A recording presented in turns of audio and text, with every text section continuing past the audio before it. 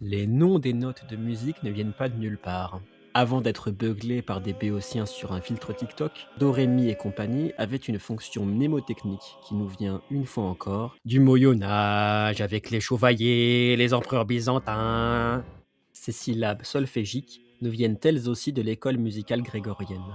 Ce système est élaboré par un moine italien du Xe siècle, Guido d'Arezzo, pour aider à la mémorisation des hauteurs de sons sans avoir à se reposer sur la seule tradition orale.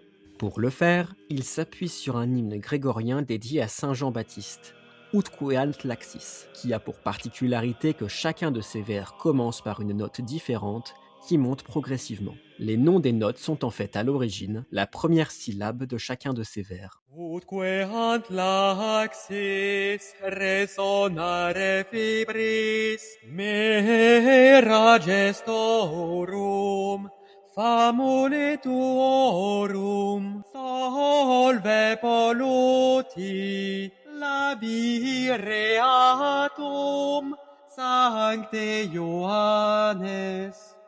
Le si arrive en fait plus tard, à la fin du XIe siècle, et reprend Sancte Ioannes. Au XVIIe siècle, on juge le out un peu trop difficile à prononcer et on le remplace par do, qui signifie probablement Dominus, c'est-à-dire le Seigneur. Ce changement est attribué au musicien Giovanni Battista Doni, qui aurait, selon certains, pu aussi faire référence à son propre nom de famille.